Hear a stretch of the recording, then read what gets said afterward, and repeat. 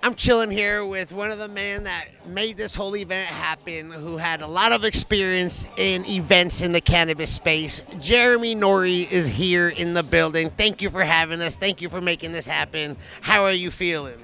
I'm doing well. Thank you very much. You want me to hold it or you got it? I got it. What got you involved with Autoflowers? How do you feel? I know last year we did this. You're still involved again with it. Do you see a big future? I have a history of seeing it kind of in the early stages, being kind of impressed with the terp profile, but not the potency. And then now seeing everything kind of come together where it's changed my mind. And I think that it's going to take over the cannabis world for almost all the varieties that you would normally grow. There's going to be still, of course, some photo period that's the tip top. You know, I don't know if the autos will ever get to be the absolute best. But for the large majority of cannabis that's going to be grown, they're going to be autoflowers. One of the growers here said he's working on 40% tested autoflower, and I was like, for real? He goes, yes, I'm gonna make it happen. These kids are pushing the limit, and they're really, really passionate about what they're doing. They've got some interesting different styles to the science behind breeding. And it's really interesting to see what these plants are doing. You're dealing with these plants that kind of had to develop in a different way. And I think the genetics are starting to kind of show the possibilities of these varieties.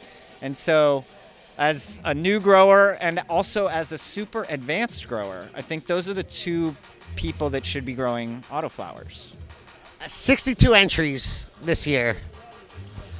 A lot more people are entering, a lot more people are growing autoflower. How do you see the genetics? Because I noticed there's a lot more genetics that are getting involved with the ruderalis and crossbreeding and turning into autoflower. The progression has been crazy.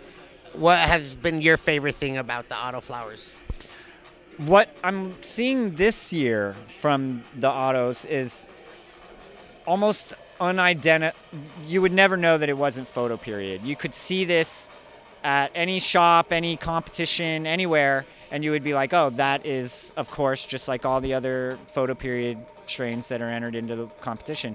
And they're competitive. So some of these strains would be competitive in any competition. And, you know, I think that's a big statement as where it's going. And then the ground just keeps getting broken every time one of these things happens. So it seems like every year, maybe a couple times a year, autoflowers are kind of setting new highs, and they're, you know, achieving new goals to where higher THC percentages, higher terp profile percentages, and all that kind of stuff. So you think that like an average smoker, like someone that consumes cannabis, if you present them some photo strains and some autoflower strains, they wouldn't be able to tell the difference? I guarantee you they wouldn't be able to tell. No way.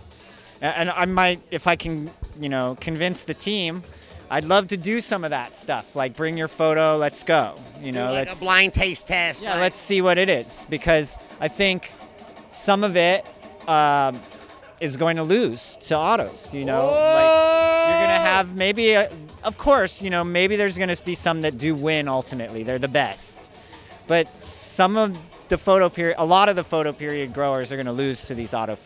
I think that'd be a great segment. Some good content is do like a blind taste test, and then do a visual test, and then reveal if it's what they thought was auto or what they thought was photo, and what was better. I saw the analytics also for this, so I saw all the analytics on all this stuff.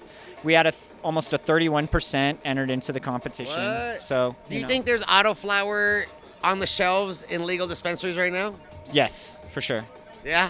Yeah, because look. If you're a grower, you're kind of an idiot if you're not growing autoflower and you can do the same terp profile, similar potency profile, and get it in 2.5 months. I learned something today. Yeah, yeah, absolutely. I learned that also autoflower has an exclusive terpene in it that's only found in ruderalis. That it's born something with a B, but Sean was telling us. I am learning too. And so every single time when I hear these kind of speeches or the Autoflower kids love to tell me their story. They love to tell me their experience. They're all on the internet talking to each other, and they are kind of gathering this knowledge in a really unique way, and I'm learning from them. And so, you know, when you see these kind of things and people talk about it, I think the next big breakthrough is people are going to see Autoflower is extremely good for making hash. I was just about to, that was going to be my next question. How do you feel about the Autoflower hash? That's been a trending topic here. I think it's the future. I think 70–80% of the people that are making hash right now for the dispensaries, especially BHO, you're going to be able to do it with Autoflower, get exactly the same results, and have it in half the time, half the lights, half the nutrients, half the expenses. What? Listen, if you don't know about Autoflower and you didn't come to the American Autoflower Cup, you fucked up. We getting one next year? Absolutely, yeah. I want to see it get bigger and bigger. I think as we're doing it this year, people were coming to me, and some people already get it. They already kind of see the future, and they want to be a part of it. And all the big companies are just going to, they're resistant. I remember the BHO days. If it don't shatter, don't matter. Yeah, they used to keep us out of all the water hash competitions at high times. I remember the Emerald Cup Tim telling me about their local meetings where they were chanting heck no BHO or whatever it was.